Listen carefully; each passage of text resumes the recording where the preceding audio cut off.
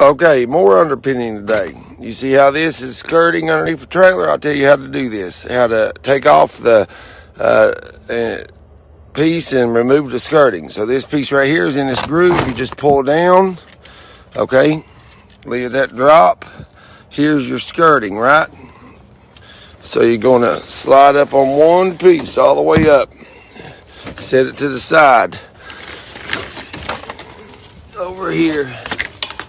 Now, if you look, I don't have a light on me.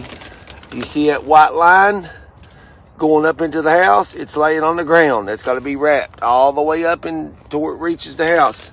You can see over here where it's coming out of the ground. That's where the water line is coming up. So this one ain't got much to it. We don't have to wrap that line up back there because that's draining from the central heating and cooling. It just drains. Drops here and there, you know. So we're going to be wrapping that all the way there and up. That's all we're going to do there, 2 pieces. So, and then when you get done, you take this skirting. You got a groove here, and this is the bottom. You got a groove here. You put that groove, match it with that groove, same as on the other side. And then but you have to have them even when you put them together, and then you slide it back down on there.